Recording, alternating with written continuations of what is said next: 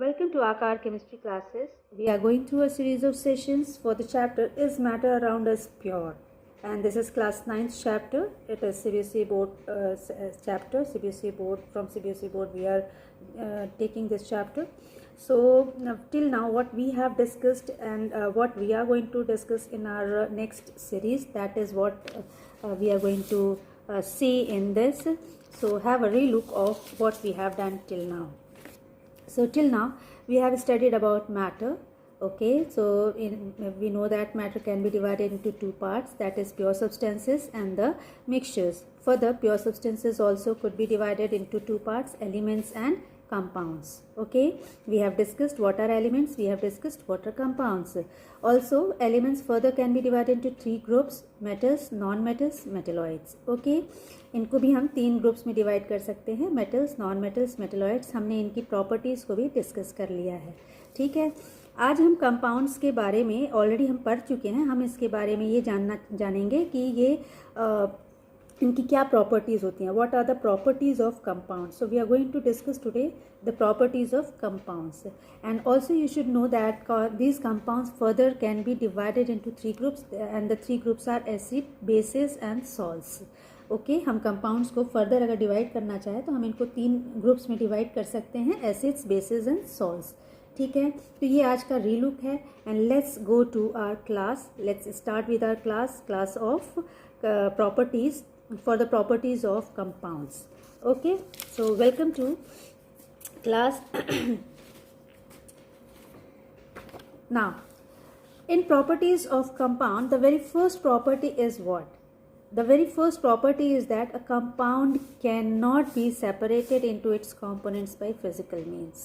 ठीक है, एक कंपाउंड को हम उसको सेपरेट नहीं कर सकते हैं, उसके कंपोनेंट्स को हम सेपरेट नहीं कर सकते हैं physically. By physical means it's not possible. For example, हमारे पास ये कुछ कंपाउंड्स के एग्जांपल्स हैं, जैसे water, carbon dioxide, calcium carbonate, calcium hydroxide, sulphuric acid, sodium carbonate. So we are having all these as compounds. And अगर हम इसको अलग करना चाहें, जैसे अगर हम चाहते हैं कि H2O में से हम H को, हाइड्रोजन को अलग कर लें और ऑक्सीजन को अलग कर लें, तो it's not possible by physical means. हम इसको फिजिकली नहीं कर सकते हैं. ठीक है, what is the next property? The second property is that, so the next property is that the properties of compound are entirely different.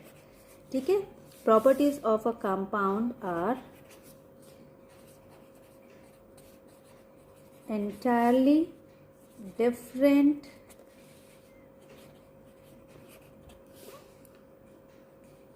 from those of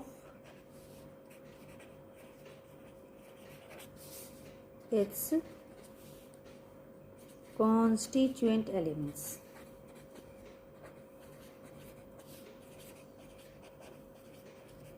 What does it mean?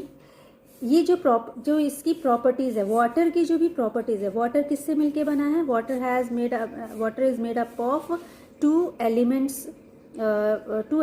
Now what are the two elements? Hydrogen and oxygen. या फिर carbon dioxide हम अगर लेते हैं तो carbon dioxide is made up of two elements. Which two elements? Carbon and oxygen. Okay, now the properties of hydrogen are entirely different and and properties of oxygen are entirely different from the properties of water.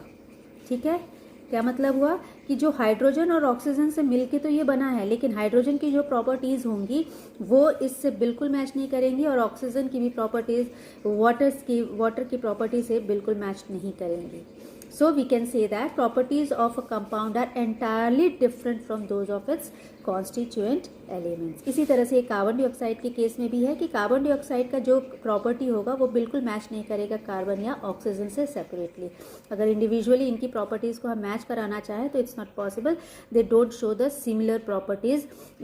This will show entirely different property, this will show entirely different property, and this carbon dioxide also is going to show entirely different property.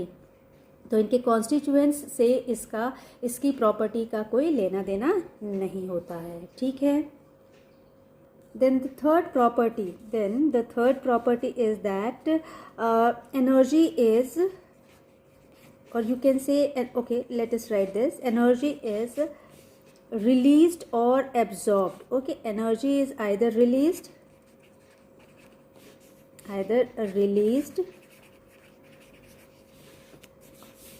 और absorbed.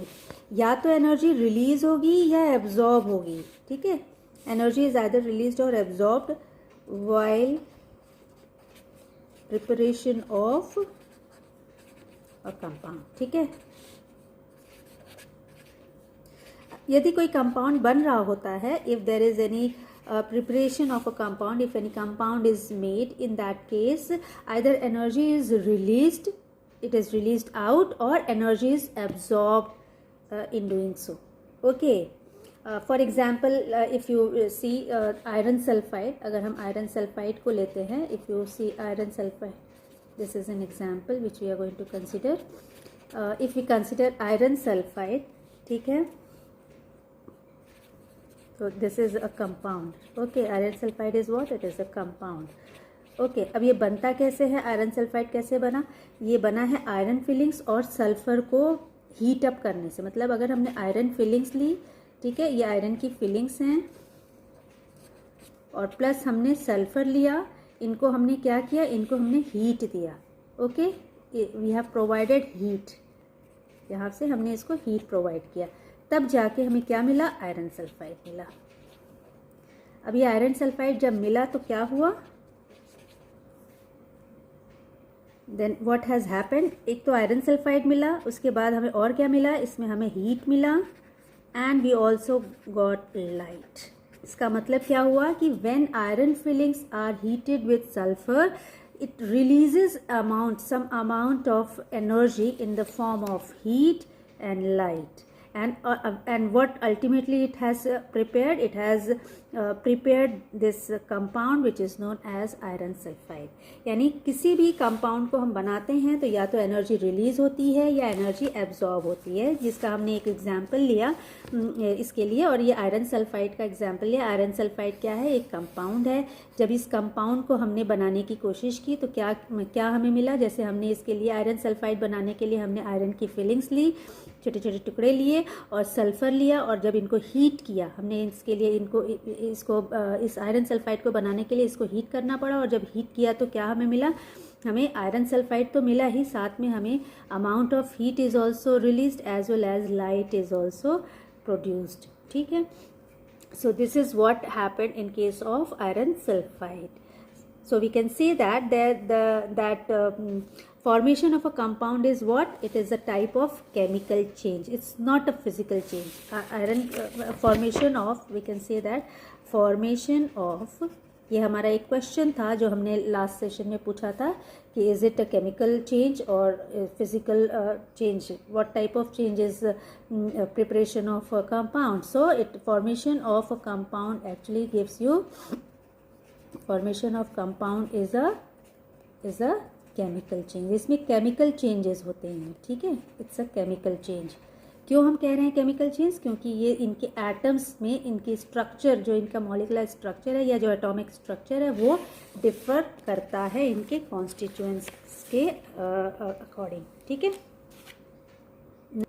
so the next one is the fourth one. Fourth property is what? That the composition of a compound, okay, composition of a compound is fixed. It is fixed. जो composition होता है compound का वो fix होता है. इसका क्या मतलब हुआ? That the constituents which are present in a compound, they are in fixed proportion, okay, by mass. So the constituents are combined constituents, that is, okay, what is the meaning? Okay, so the constituents of a compound are combined together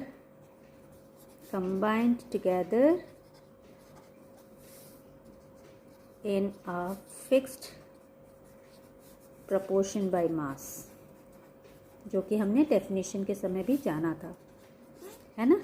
उनके मास के proportionality, जो constituent parts होते हैं या जो constituents elements हैं उनके proportion में ये फिक्सली कंबाइन होते हैं, ठीक है। So the constituents of compounds are combined together in a fixed proportion by mass. For example, फिर से एक एग्जाम्पल लेते हैं, इस बार हम वाटर का एग्जाम्पल नहीं लेंगे, हम इस पर कोशिश करते हैं and let us take another example say iron sulphide, ठीक है। हमने पिछली बार एक अभी थोड़ी देर पहले हमने ये एक एग्जाम्पल लिया था इसके बनने का, तो इसको ही हम लेते हैं। Let us take iron sulphide और चेक करते हैं कि इसमें हमें क्या मिल रहा है, ठीक है। तो अब जब हम आयरन सल्फाइड को लेते हैं तो for example here the atomic mass unit of iron is what, the atomic mass, the mass of iron is atomic mass of iron, ठीक है, it is 56 unit, okay. And atomic mass of sulphur say is 32 unit, ठीक है। Now when we are going to take the proportion of this, it means how much we are getting if we divide 56 units is to 32 unit, when we are going to find the ratio what you are going to get, let us see, this is 56 and this is 32, so it will you will see that it comes in the table of 8, that means it is factor, 8 is factor, so it is going to give you what, 8 7 times 7 unit is 2 and 8 4 units into, okay, 4 units. So it will be, what does it mean, that it is giving you 7:4. The ratio is what, 7:4. It means iron and sulfur, they are combined in what type of ratio, they are combined in fixed ratio of 7:4.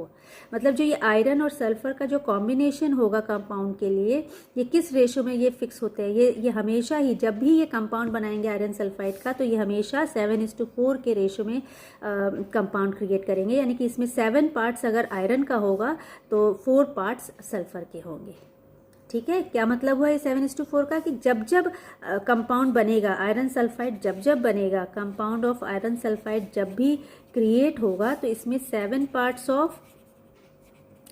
Parts of किसका रहेगा, 7 parts of iron, ठीक है, और 4 parts किसके रहेंगे, 4 parts of sulphur रहेंगे, ठीक है। आ गया समझ। तो ये इसी को हम बोलते हैं कि the combination is always fixed by proportion of mass, okay.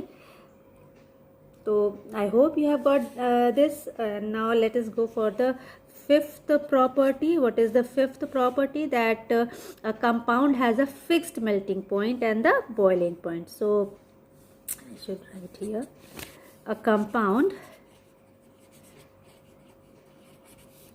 has a fixed, क्या होता है इसका, फिक्स्ड मेल्टिंग पॉइंट भी होता है और फिक्स्ड बॉइलिंग पॉइंट भी होता है, किसका, कंपाउंड का, ठीक है। And the last one is that these compounds, as we know that these are the pure substances, this is compound is one of the category of pure substances, और हमें पता है कि प्योर सब्सटेंसेज क्या होते हैं, homogeneous in nature. So a compound is homogeneous compound, okay. A compound is homogeneous substance. क्या element homogeneous होता है, क्या एलिमेंट होमोजेनस होता है, ऑब्वियसली होता है। क्यों होता है होमोजेनस, हमने देखा है कि कंपाउंड जो है और एलिमेंट्स जो है ये प्योर सब्सटेंसेस के ही क्लासिफिकेशंस में आते हैं, और प्योर सब्सटेंसेस हमारे होमोजेनस इन कैरेक्टर होते हैं, ठीक है। उनकी प्रॉपर्टीज़ होती है कि वो होमोजेनस होते हैं, यानी कि एंटायर जो उनका फॉर्मेशन होता है वो पूरा एक जैसा होता है। They are made up of same kind of elements throughout, और same kind of particles throughout, जहाँ पे हम पार्टिकल को एलिमेंट्स या मॉलिक्यूल, एटम्स या मॉलिक्यूल्स में बाइफोकेट कर सकते हैं। Understood. So this is all about the properties of compounds. हम एक बार री लुक कर लेते हैं, एक बार रिवाइज कर लेते हैं। Let us have a revision of the properties of compound from the very first, that a compound can not be separated into its components bye physical means. हम कंपाउंड को तोड़ नहीं सकते हैं, इनके एलिमेंट्स को और इनके या फिर एटम्स को हम सेपरेट नहीं कर सकते। अच्छा, एक चीज़ और है, इनका जो ये बेसिक यूनिट होता है, जो ये स्ट्रक्चरल फार्मूला, जो इनका केमिकल ये फार्मूला है, इसी को हम मॉलिक्यूल बोलते हैं, ठीक है। ये इनका कंपाउंड का जो सबसे छोटा, जो सबसे स्मॉलेस्ट यूनिट होता है वो मॉलिक्यूल होता है, ठीक है। So second property is what? The second property is properties of compounds are entirely different from those of its constituent elements. यानी कि जो भी इनकी अलग अलग, हम जब इनके एलिमेंट्स को हम सेपरेट करके और ये सोचते हैं कि ये इनकी प्रॉपर्टीज़ क्या इनसे मैच कर रही है, तो इट्स नॉट एट ऑल, ठीक है, it's not at all the same thing. इसकी हाइड्रोजन की प्रॉपर्टी वाटर की प्रॉपर्टी से इस मॉलिक्यूल की जो प्रॉपर्टी होगी और इस एटम की जो प्रॉपर्टी है वो बिल्कुल ही डिफरेंट होगी. सिमिलरली ऑक्सीजन की प्रॉपर्टी इससे मैच नहीं करेगी. You can take example of carbon dioxide also. अगर हम कार्बन और कार्बन डाइऑक्साइड की प्रॉपर्टीज़ को मैच कराना चाहें तो हमें दोनों के प्रॉपर्टीज़ बिल्कुल डिफरेंट मिलेंगी. या ऑक्सीजन और कार्बन डाइऑक्साइड की आप जानते हैं कि ऑक्सीजन और कार्बन डाइऑक्साइड तो बिल्कुल ही मैच नहीं करते. हम ऑक्सीजन जैसा कि पता है कि we inhale oxygen and we exhale carbon dioxide.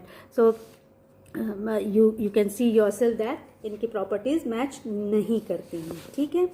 तो नेक्स्ट जो हमारा प्रॉपर्टी है वो क्या है कि energy can be either released और एब्जॉर्ब. जो एनर्जी है वो या तो रिलीज होती है या एब्जॉर्ब होती है. कब?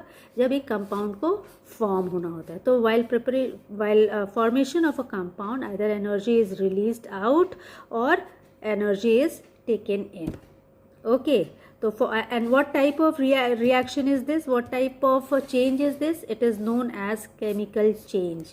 Okay, formation of compound is a chemical change. It's not at all a physical change. Okay, and then fourth property was what? That composition of compound is fixed. ये हमने जब डिस्कस किया था डेफिनेशन को उस समय भी पढ़ा था, हमने वाटर का एग्जाम्पल लिया था. इस समय में हम कॉम्पोजिशन ऑफ कंपाउंड फिक्स्ड किस तरह से होता है. We have taken an example of say iron sulphide. जब हम आयरन सल्फाइड के कंपोनेंट्स को अगर सेपरेट करके देखें तो इसके जो एटॉमिक मास यूनिट जो होता है आयरन का ये 56 यूनिट होता है और सल्फर का जो होता है वो 32. एटॉमिक मास क्या होता है सल्फर का? 32 होता है. जब हमने इनका रेशियो निकाला तो हमें क्या मिला? When we have taken out the ratio we have got 56:32 and then further when it is simplified it gives you 7:4. what does it mean कि जब भी हम आयरन सल्फाइड क्रिएट करेंगे या जब भी आयरन सल्फाइड फॉर्म होगा तो वो 7:4 के रेशियो में ही फॉर्म होगा. It's going to take if 7 parts of iron then it's going to take 4 parts of sulfur, then only it's going to give you iron sulfide. ठीक है. Similarly, the next property is what? A compound has a fixed melting and boiling point. इनकी एक fixed melting या boiling point होती है. और the next property, the last property is what? A compound is homogeneous substance. Okay, it has all throughout the substance it is made up of same kind of particles. अगर हम water की बात करें, अगर water एक compound है या carbon dioxide की बात करते हैं या whatever you take the compound, तो उस केस में थ्रू आउट जो भी इसके पार्टिकल्स होंगे वो सारे के सारे एकदम एक जैसे होंगे. यानी कि वाटर का पार्टिकल जो होगा वो H2O ही होगा, हर जगह H2O से ही बना होगा. ओके, दैट इज़ वाई हम बोलेंगे कि होमोजेनस इन नेचर है. सारे उसके पार्टिकल्स क्या होंगे? H2O से बन के ही मिलेंगे. ये सब H2O होंगे. इनके सारे पार्टिकल्स क्या हैं? H2O. सिमिलरली अगर हम कार्बन डाइऑक्साइड गैस की बात करेंगे तो इसके पार्टिकल्स क्या होंगे? इसके पार्टिकल्स CO2 होंगे, यानी कि CO2 है ना. Okay, understood. So these are the properties which we came across in the session today, and we'll come up with the next session with another topic, and we'll try to discuss about next topic of mixtures. Okay, so just keep watching and stay tuned. Keep watching and do take care of yourself. Thank you.